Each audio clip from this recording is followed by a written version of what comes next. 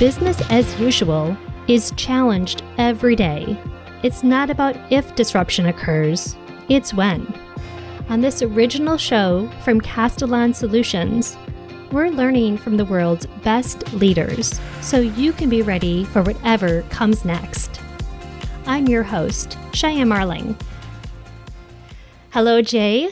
Thank you for joining us on Business Interrupted. For the audience who does not know you, if you could give us a little bit of overview of your career and how you got to where you are today. Yeah, Cheyenne, thank you so much for having me.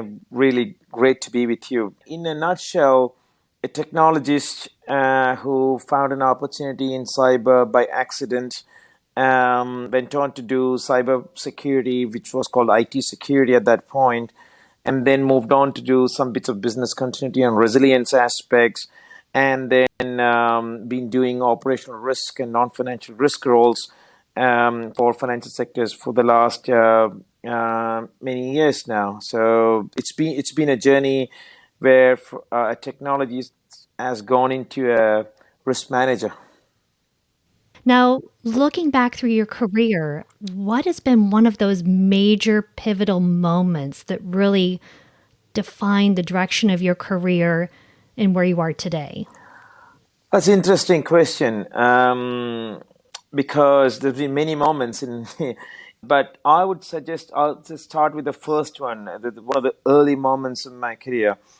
Where I happened to be in cyber by accident because this is where I got recruited initially. It was almost my first job where I was supposed to be doing system administration for an organization. And when I got hired, immediately within the first week itself, my manager came and told me that the client whom I was supposed to be working for have withdrawn the project. That means I no longer had the role that I was recruited for. At that point, my manager or my organization did not know what to do with me. So I was hanging around in the organization without a role and knocking the door what to do. So that's the time I started reading about what's happening, what's the next big thing coming up. This is in late 90s, by the way, so it's been a while. And there was at that point, I remember there was a book for a firewall lying around in the office. So I started reading about firewall and what is a firewall mean, what security means, etc. And then we started looking at this particular, there was a couple of products that's coming into market. So I started reading about it.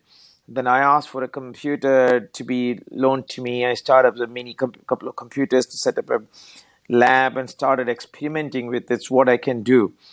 And that's the time I realized, I think this is an area that not many people in the industry are aware of it. So it was like security, IT security, securing your network, because this was just before the dot-com bubble happened. So it was just about the time that internet was getting popular and the dot-com bubble was emerging and people were all going internet. So there was some queries coming from customers, and I've started picking up the IT security elements of piece.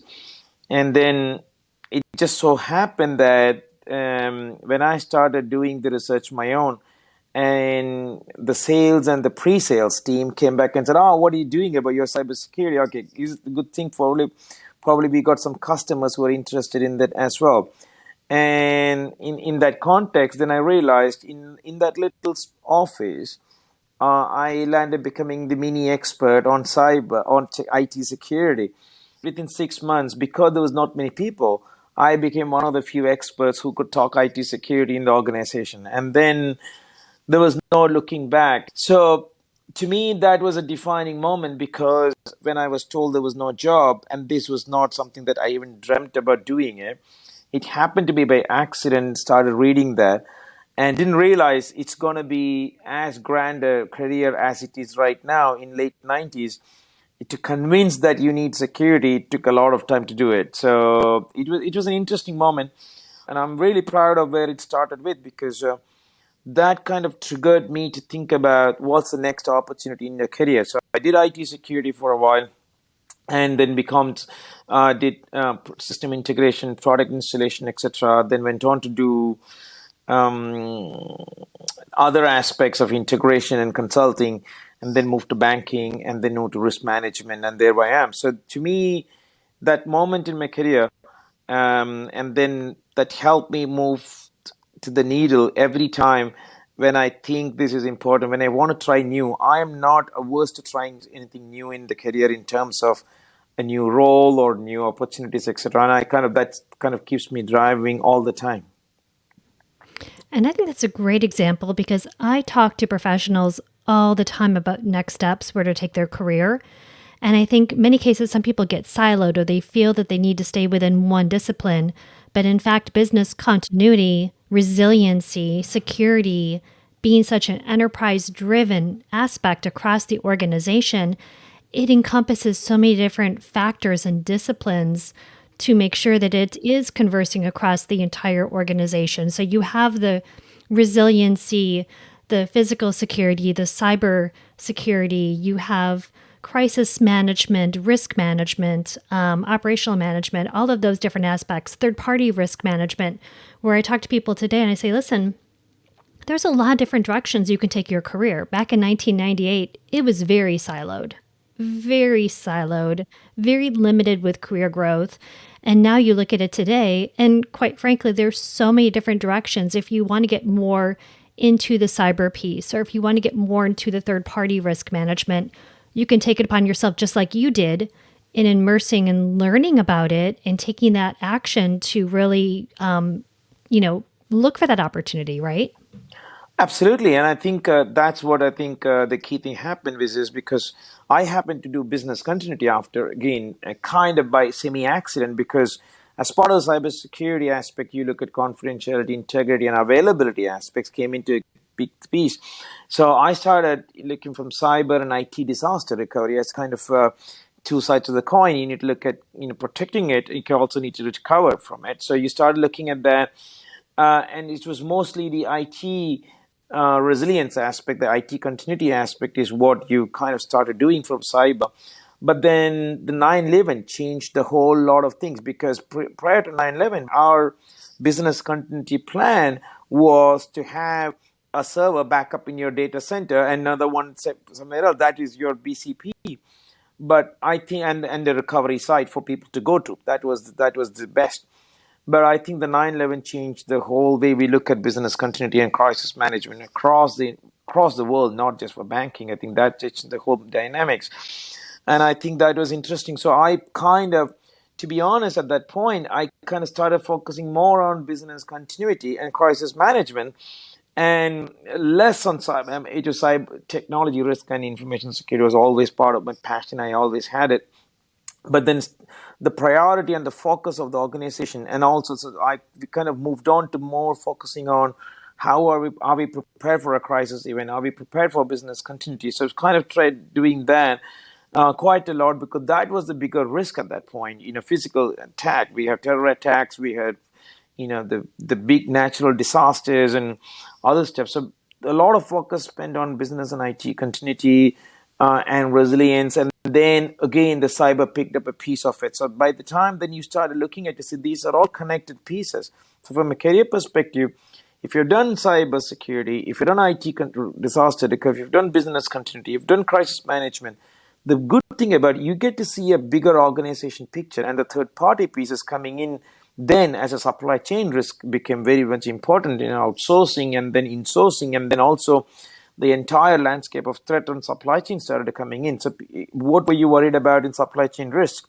Continuity of your service, security of your service. So you land up being a good candidate who knows the risk emerging from supply chain risk or third party risk. So you land up doing, okay, I know most important things. So it helps you build the story. And then when you do that, you also go with credible background and to talk to your stakeholders that I know the stuff. So it's good to move from one to the other. There's also now opportunity. All these disciplines themselves are a big pillars on its own to make a full career out of that. So I think there's an option to switch from option to stick to, or you can do operational risk management, which kind of covers framework elements of all of that, etc. So there's a lot of things that you can do, and I think you don't have to stick to it. You can do some couple of years a role, then you can move to another role and come back and do the same thing again. It's all about building the breadth, but having some level of depth in certain areas. You can't be master of all, but you pick up your passionate areas, but you're able to talk to, at least do an elevator pitch to your board members when you get to see a topic that is of interest to them. Yeah, that's so true. And it's interesting because a lot of individuals, they're trying to grow their career path within this profession, right? And back in the day when it was just the technology disaster recovery, people would find or hit the glass ceiling at a director of disaster recovery back then. That was the term back in 98, 99. Or they would become the director of data center recovery, and that was the glass ceiling. They couldn't get above that or beyond it. And now you're seeing that business resiliency, continuity, cyber, the enterprise can be within different bubbles, right? It could be reporting into risk management, especially true with financial banking institutions, or it could report into more technology resiliency, cyber, or it could report into more of the physical security aspect under a chief security officer, or quite frankly, just under the chief operations officer, right? So, I tell people within this profession, you can hit through that glass ceiling, but you need to have background in a couple different disciplines, be expert within a couple different disciplines, but be able to have a broad understanding of what's going into that enterprise program as you move your career upwards. That you're absolutely spot on. And the IT security and cyber component gives you good depth about technology, the products, and the risk that comes with it. Actually, the crisis management and the business continuity role that I did for a few years actually provided me the much broader view of the organization, because when you are doing business continuity and crisis management, you actually touch the entire organization, which is a very good opportunity. But you're a technologist, you look at a data center or technologist in specific areas, you look at depth knowledge about it.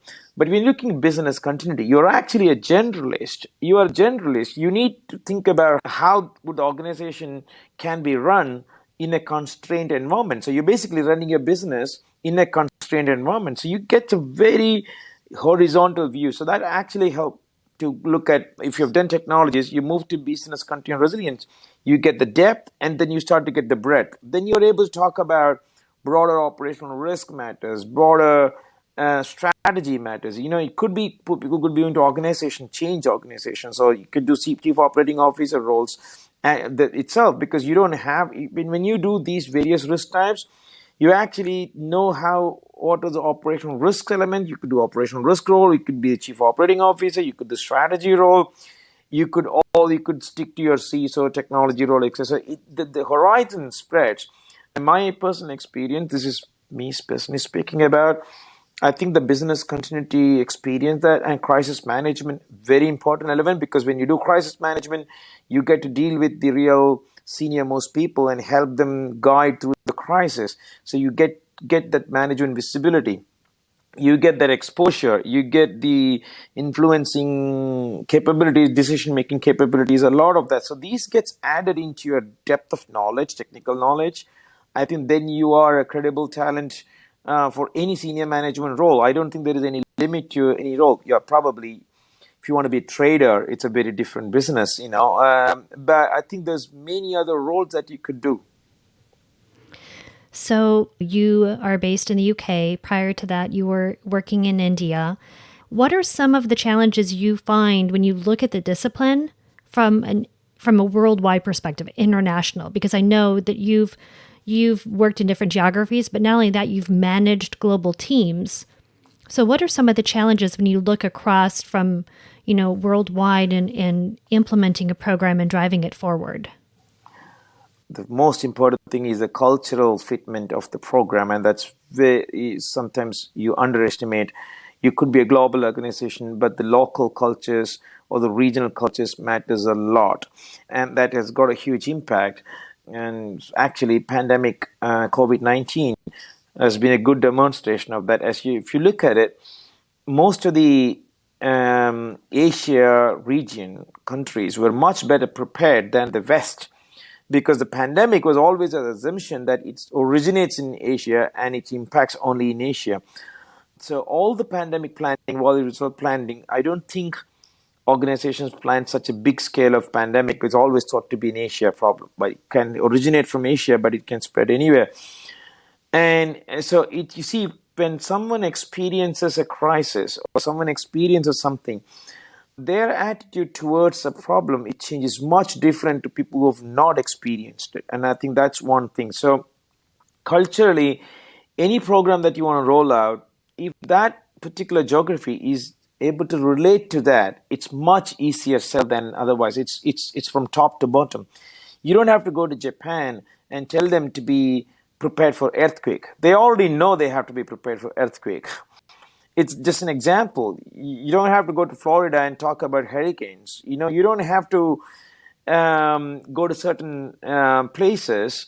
You don't have to talk about terrorist attack. There are places in the world the terror attack is quite frequent. So I think, fortunately or unfortunately, the important things are, so when you want to roll out a program, you see what culturally and what locally they've experienced that's fit for them. Another thing in your manage the team and the culture, the other aspect is the way you do things is very different. The pace in which you do things is very different.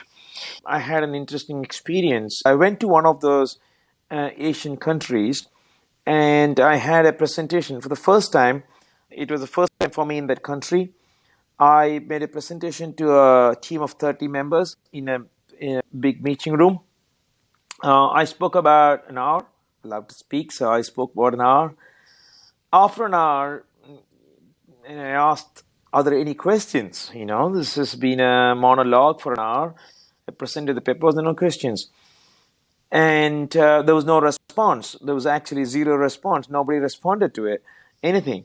So I kept on saying, oh, that means either you understood everything or you understood nothing. So I made a joke, still no response.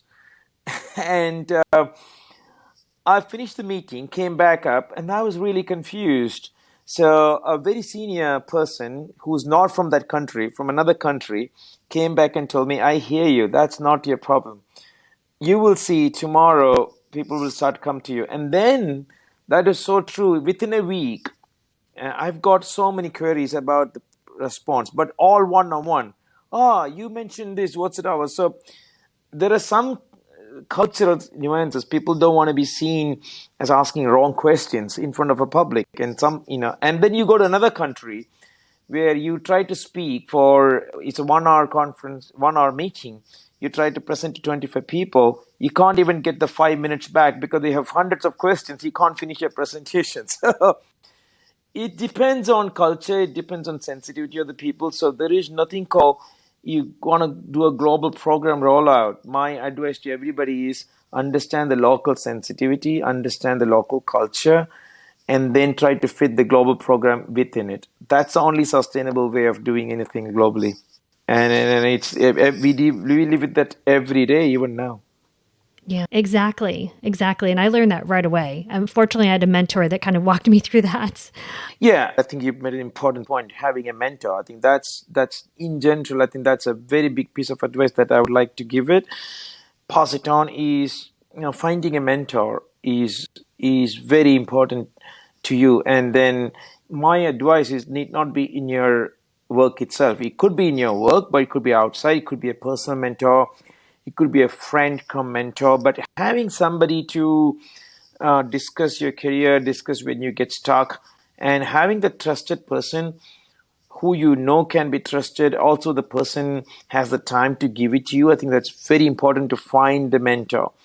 Now, it need not be a very senior person. It could be a senior person, but there is a misconception. It has to be a very senior person to be a mentor. No, it could be somebody on some of your colleague who has got more experience in a specific topic. So mentor also doesn't mean one mentor solves it all. So as you rightly said, you went to Asia. The mentor for you in Asia is a mentor for that particular topic and not necessarily for everything in life. I think having those mentors where you go to have to somebody. I think that helps a lot to avoid embarrassment, solve problems, and also deal with challenges. So, thinking about your career, were there any other interesting stories, any other pivotal moments that you want to highlight? There's been another interesting experience where once I had a challenge of inheriting a team of people, or where all my direct reports were much senior to me by age, as well as number of years experience in that organization, etc. And I was brought in as a change agent to do a lot of transformation. It was very challenging for multiple reasons. First of all, at some point, the reality is that some of the incumbents may want the job. They would think that the outsider is not really the right approach, and it is sometimes challenging to also think that you have been brought to bring the change. That means you are the enemy. So it is a difficult challenge, and I think this is where I think there is the need to build the rapport. So the way it helped me for me was to first to make sure that those senior members who are my direct reports but senior gets the right respect that they duly require. So it was an interesting journey for me, challenging to gain trust and confidence of my own team, and then having to drive change slowly. So it was a big thing, and there was definitely the lesson learned was I started talking to and one of those mentors told me these are the key people who are key to your success because they know the organization well. So it's about mapping those right individuals within the team and within the organization to see how can they be your ally, understand them, respect them, get their feedback, and then be one among them and tackle the problem, not the people. So then I think you move take the people out of the equation, that context, look at to see what we want to achieve together. How do we want to drive the change? And then you slowly tackle the problem together. And yeah, in some cases, some people don't want to be part of the change, and they get to choose whether to be part of the change or not. So that's an option, but at least we do it in a way that we take everybody on board and move along without compromising the change agenda. So that was a very interesting challenge to hit the right balance, and then also give people that respect, security, implement the change, and also at some point taking the tough decisions about if there is somebody who do not want to be part of the change, who are not the right in the right mindset, to find the right role for them inside or outside, or do what to be taken. So you have to take some tough decisions at that point. It was tough initially. You land up thinking it's going to be an easier role when you see every day one after the other problems are coming in, and you always get the feedback, this is not the way we do it. That's a standard thing when you want to do something changes. This is not the way we do it. So I think that's a first problem to tackle, is how do we address the question, this is not the way we do it. And it's rightfully so. So I think we'll have to be very sensitive to ask the question, fine, but how do we change it now, or how do we make it better? I think that's where finding the delicate balance. So it is an interesting journey, and it makes you better as a manager, better as a leader. Also, you always learn from everybody. I think people from within your team, people above you. So that's a constant learning that you keep doing. Yeah, that's such a good point because at first you were talking about being a change agent, right? And we hear a lot of the soft skills that our companies are looking for when they're looking to hire. And change agent is obviously one of them, but emotional intelligence. So those examples that you were just using, emotional intelligence is a very big aspect of that, and situational awareness as well is again another big aspect, especially when you look at business continuity, because you don't not only have your team and then you're trying to invoke change like you were just speaking about, but then you're having to understand the entire organization and roll out a program that's going to work for the entire organization. So utilizing all those soft skills are so critical, so critical. You use the right words: emotional intelligence and situational awareness. That's the right technical. That's the right word. It's been interesting what we've been hearing from our clients and our hiring managers on that. And then helping people within the profession try to elevate their career and looking and understanding their soft skills and how their conversation one-on-one or within a group or within a team, how each conversation impacts what their brand is.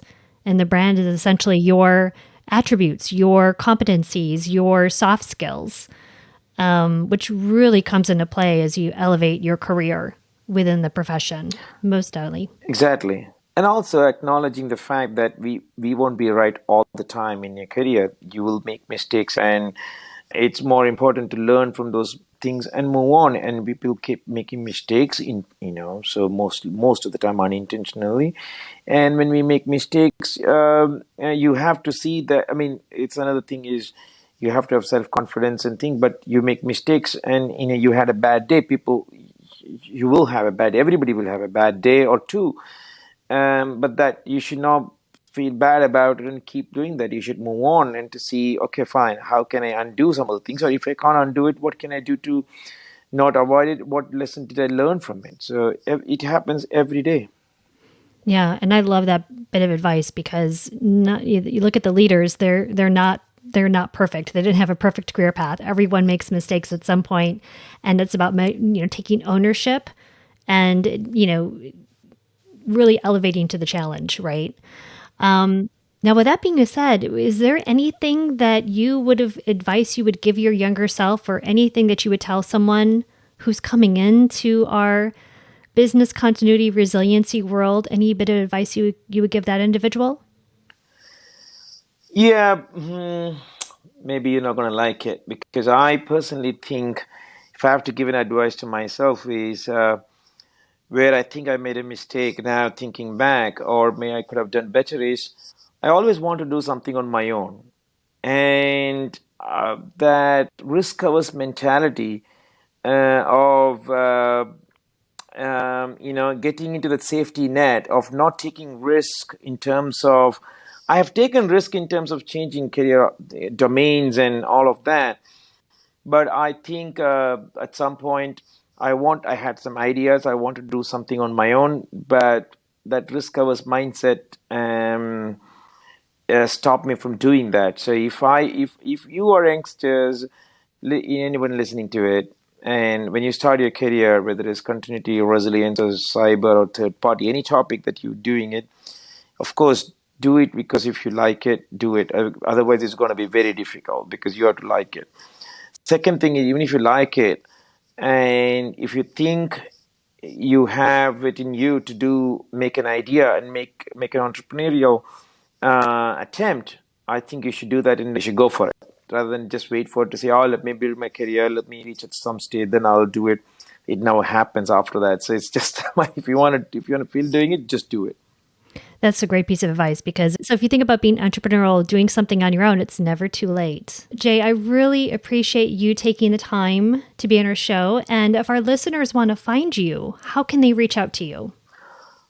They can reach out to me on LinkedIn. I think that's probably the best way to reach out to me.